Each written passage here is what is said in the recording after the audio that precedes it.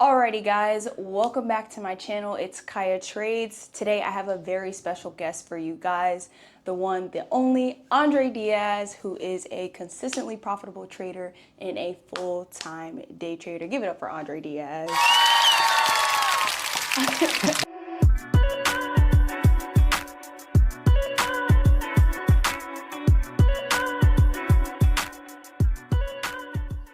So we're just going to go through a few interview questions, kind of dive deep into his trading career and get to know him a little bit more. All right, first things first, where can the people find you on social media? Just look up my name, YouTube, Instagram. That's the main things that I use. I don't really use anything else. YouTube, Instagram, just I am Andre Diaz on Instagram and YouTube, Andre Diaz. But if you just look up my name, Andre Diaz, you'll find me. Awesome. So that is I am Andre Diaz. And so my first question for you is, what kind of initially started your peak into trading? Like, where does it all start? I'll say it all starts from me just wanting to do something else besides work a job. It all started from me not wanting to have a job, wanting to make money outside of the normal, if that makes sense. I tried a couple different things, drop shipping. I thought about Amazon FBA, and I did a whole lot of things when it came to just trying to have online money. But trading was one of the things that I actually stuck with. I tried things like YouTube. I've done all those things, but trading was the one thing that I actually stuck with. And the main thing that led me to trading was, say, YouTube, seeing people online doing the things and living the life that I wanted to live. And then from there, I just dabbled on YouTube, got some courses, learned from a couple people, and then 6 years later, a lot happened in between, but that's how I got into it initially. And how would you say, for the audience, how would you transition from working your 9 to 5 and trying to trade to becoming that full-time trader? I would say it's, at the end of the day, it's a risk that you have to be willing to take, because you're never going to know when that time is. It's like saying, did you know your trader was going to hit TP? You don't know it's going to hit it, but it's a risk you're willing to take, betting on the opportunity. So it's the same exact thing I say for most people trying to go full time. You're not going to know if it's the right time, but just make sure that you're in the highest probability situation so that you can succeed long term, have money saved. If you don't have a job long enough to be able to save money, to be able to have money for your bills so that you can take that risk and you won't have to rely on trading, because trying to rely on trading for money is just going to make it more stressful. Can you do it? Yes, but it's just going to put yourself in a situation that's not going to be high probability for success. And that makes sense. Every successful business started with a risk. If you're not willing to bet on yourself, then go ahead and work for other people, right? So walk us through your typical trading day. What does it look like from your moment you wake up to the moment you go to sleep? So first thing I do, I wake up, if I wake up at trying to trade for 9:30, I usually wake up at least just 9 o'clock. I don't want to be up too early. I personally don't wake up the earliest unless I have to. In California, I was waking up at 6 o'clock because that's the equivalent to 9 o'clock. So I was waking up earlier over there, but it was because 9:30 was 6:30, but that was the only reason I was waking up early. But I wake up at about 9 o'clock. From there, I kind of just get up, and the first thing I do is I trade. The first thing I do before anything is go to my computer, go to my room, and that's the first thing that I do from 9:30 to 10:30, maybe 11 o'clock. Best case, we might be done within 30 minutes, but that's the time frame that I'm trading. I'm trading the New York session, trading US 30, trading NAS. Win, lose, or draw, I'm looking to get off the charts at around 11. Now, on a normal day, I usually go to the gym afterwards. Like, that's the average day. I'll wake up, trade, go to the gym, won't eat, won't do none of that just yet. Then after I go to the gym, I'll usually get some content edited. I'll record, I'll do all that stuff, post on Instagram, post on YouTube. Then from there, I'll probably start planning my day a little bit more. So in this case, what I did today, I woke up, traded, got situated, walked the dogs and everything. And then from there, I came over here. I came to Orlando. If I didn't have to come all the way to Orlando, I probably just would have worked out then once I hang out. But since I got to drive about an hour and a half, came straight here. We're going to go shooting. And then from there, maybe get food or something. Then when I go back home later, I'm going to do the gym and all that stuff. So it's kind of a little bit backwards, but on the average day. Because discipline means even though I don't want to go work out, I'm going to go work out, even if I do all my other stuff. Awesome. So you mentioned that you trade NASDAQ and US 30 sometimes, and you also trade the New York session. Can you break down like a few steps of your core strategy? What kind of strategy do you use when you trade? I would say, to keep it simple, I'm trading with the trend. I'm ideally looking to trade with the overall trend. Sometimes short-term trend might not be necessarily long-term trend. Today might be bearish. The last week might have been bullish. So it's two different situations. Now, I'm always going to pay attention to what we're doing right now. Just because yesterday did something doesn't mean that today is guaranteed going to do that same exact thing. You got to be able to understand that every day is going to be uniquely its own. So in this situation, let's just say price yesterday was bearish. if today London session was bearish, I'm usually going to look for shorts, because if yesterday was bearish and London today was bearish, the chance of it being bearish is a lot more likely. So from there, I'm paying attention to things called imbalances or fair value gaps. To people that don't know what they are, is basically gaps that get created within the market when there's a lot of volume. When there's a lot of volume, it leaves gaps behind. Those gaps are areas that we look for price to retrace into. We look for price to just react off these areas. It's not guaranteed, but that's what we look for most times, unless when we pair with other things such as big figure levels, maybe a Fibonacci retracement, the trend, and timing, most importantly, because you can have the best setup, you can have the cleanest setup in the world, but if it's not at an ideal time where there's a lot of volume, it doesn't mean that it's going to be able to play out. But I'll say that's like breaking it down in the simplest way. I'm looking for retracements into imbalances, looking for retracements into fair value gaps to continue the trend based off of everything that I've read from London session, Asian session to the previous day's price action to give me the idea or the bias that I have. Absolutely. The trend is your friend. You hear it all the time because it is true. So now that we know you are a trend trader, you go with the trend and not against it. How do you approach position sizing? How do you approach position sizing and keeping track of what stop loss you want to have when you're trading? I'll say since I trade US 30 to trade NAS, I'm usually using 30 to 50 point stop loss on NAS. Sometimes I might use 100 if the ranges are really wide, but based off back testing, based off of me trading the same stuff for the last 6 years, I know for the most part what ranges work, what stop losses work, what is too much, what is too little. 30 to 50 on an average situation is usually going to be more than enough if you're right. If you're wrong, you're wrong. It doesn't matter if you have the biggest stop loss in the world. If you're wrong, you're going to be wrong. So I'd rather just be able to mitigate risk. But I know that based off the data, based off of my trades, based off of experience, and just based off of also other people that trade the same thing, that's just what works for the way that we trade. So 30 to 50 for NAS, and on US 30, 50 to 100 is what I'm primarily using. That's usually what works. It's never just going to be 50 all the time. You've got to be able to adapt to the situation. Sometimes we're gonna have a lot of volume, sometimes we're not. Sometimes 100 point stop loss makes sense. Sometimes 100 point stop loss is way too much. But you just gotta be able to differentiate based off the conditions, based off the price action.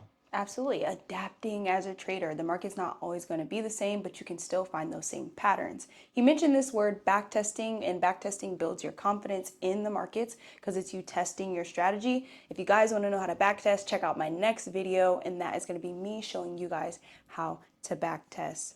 The next question. This morning too. I was literally doing that before they came here, so that was super awesome. Like-minded, I love it.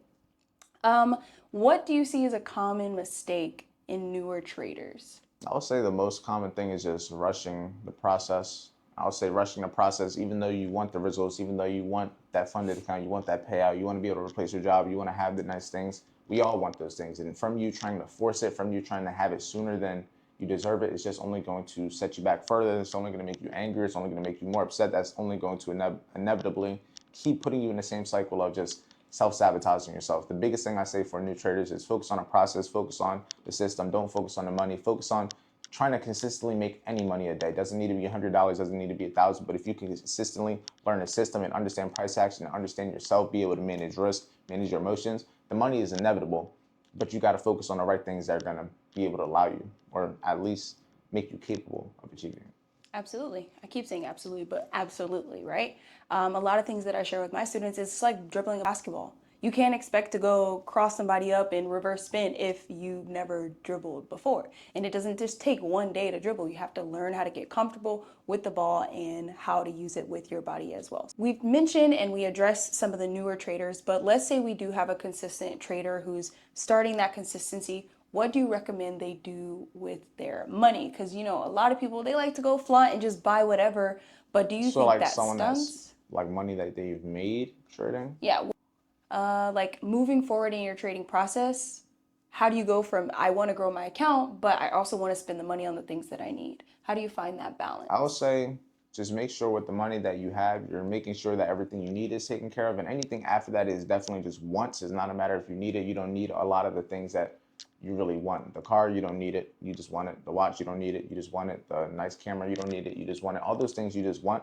And it's okay to be able to have those things, but you also want to look at it in a way to where it's not going to nothing. If you invest into a camera, it might be a lot of money, but if that can have a return on investment later on into your life, even if it's not immediately, But overall, long term, because that camera is something that you can turn into a whole business. That camera is something that can monetize what you're already doing, whatever it may be. But it's also about how you use it. Same thing with a car. You can get a car, but if you're only just driving it to drive it, it's not going to be the same compared to the person that is driving it and using it as a marketing tool, whatever it may be. But it's okay to do these things. Also, things like jewelry. If you buy smart, you can invest in the jewelry and might be able to even make money. Now, I don't say invest in the jewelry just to make money because it's not a guarantee, but make sure that you have the most education, the most knowledge when it comes to the things that you're trying to buy so that the chance of you making money is even possible. Because the watches that I bought, the chain that I bought, I didn't make the most money in the world off them, but they're in profit, I would say, right? And that's better than if I just would have bought it and say it went negative and then the money that I spent is now not even worth the same. So it's just learning from experience. I've lost money putting money into things that I shouldn't,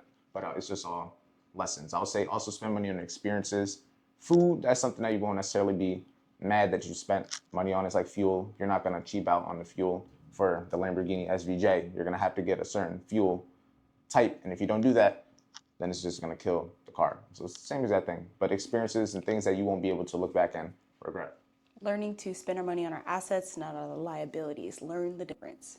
If you could give any advice to someone who is in the trading world and in the trading space but don't have a support system, what kind of advice would you give them?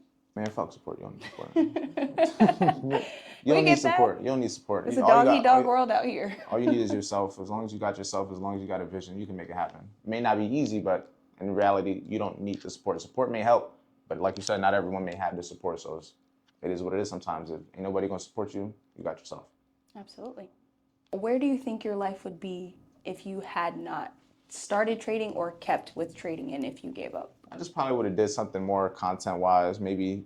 But regardless, I always wanted to do content. Trading gave me something I could make content on. It gave me a reason. It gave me something I could consistently show on a daily, weekly, yearly basis. I always wanted to make content, but I could never have something where I was able to consistently do it, right? It was nothing. I was just vlogging, then I was showing games. It was like nothing consistent. I had no niche, right? But I found trading, and that's what something allowed me to be able to be creative along with have something that I can make money, because trading isn't something I can spend all day doing. Content, though, is something that you can more grind, is something that you can enjoy doing, something that can actually take hours upon your day. Trading, you're not going to sit there trading 20 hours a day. You'll be there for your couple hours, but after that, you got to find something, another way to be able to stay busy. And that's one thing that I do to be able to stay busy. What we're doing right now is a way to stay busy. I like talking, so I find things that I might be able to be good in, and I just maximize in the things that I do with it. Awesome. The last question I have for you before I ask if you have any questions for me is, where do you see yourself in the next 3 to 5 years in your trading career? In trading, I want to say bigger live accounts. I want to have definitely bigger live accounts. I want to definitely get into more copy trading, but have a consistent flow of being able to do it consistently, having like the most leverage possible, but not like making it a headache. That's something I've definitely wanted to do, to where it's all very efficient, all connected to like one account to where everything is smooth, but the one account that it's connected to is something like that. Maybe if it has to be done with me mainly trading on TradingView and having everything copy traded to that, to where I'm still just doing it on TradingView. Then now live account too is, I like my live account, but I also want to do a couple things with building it. There's a lot of stuff I want to do, but let me just keep it simple. In the next 3 to a couple years, I want to have a bigger live account. I want to maximize the copy trading capabilities. And I mean, inevitably from having those things, I'll be risking more per trade. I don't want to necessarily change how I trade, but I definitely want to look into more holding trades longer. So keep the same way that I trade, but necessarily maybe have so much risk to maybe me even closing 90%, 80% of the position and leaving that 10, 20% could still make me so much more money compared to where I am right now. But that's just a time and a place. But I would say those are the main things that I want to focus on, not necessarily making the most money in the world, but focus on the things that are going to allow me to make money as a byproduct. Absolutely. And we have a video out already for our live account versus a funded account. Go check that video out too. He mentioned he does both. I've tried both before. Kino Casino has done a dabble into both as well. It's just something to be interested in as you're growing as a trader. Yes, trading can be boring. It should be boring.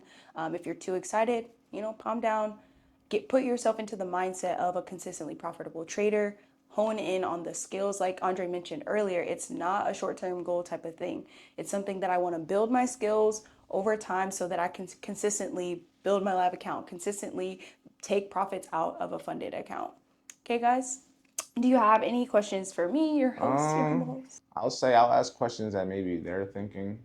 I mean, they probably know more than I know though. So I'll say, what are you trading on right now, and what is your plan to scale from where you are to just, let's say, I don't want to say any specific levels, so just scale higher, I would say. So I kind of want to take the path that you are doing. Right now, I currently trade NASDAQ. I may or may not go back to YM just because of position sizing, but I currently trade my live account and I made an investment in that. And once I basically double that and make my investment back, I'm going to stay consistent with the risks that I have now, still hitting consistent profits and really just trying to grow that account to a certain number. And then once I have a bigger live account, I will start risking a little bit more. But the main thing that I'm focusing on in order to help me scale is to inevitably just be consistent, right? Because if I can make $1,000 here, but I'm losing $1,000 over the next 3 months, like thousands and thousands and thousands of dollars, that is not a good risk to reward ratio. So my goal is to consistently try to make those, not necessarily a day, I'm just giving an example, but just being consistent so that I can start similar what you're interested in is leaving my positions longer. But that would mean I need to have at least 2 contracts so I can at least take most off. But my account is just not there yet, and I'm perfectly fine with that because I know that I'm growing and I'm building the perfect skills, the better skills to become a consistently profitable trader. That was awesome. All right. And this was a great interview. Please give it a round of applause again for I am Andre Diaz on Instagram and YouTube. Follow him. Go ahead and give him a follow. Yes, let's go. Let's go. You can find him. He posts pretty much daily on Instagram, same as I do. We're really good friends, and it's just an honor to have you here. Thank you so much for being here with us. Now let's go shoot some guns.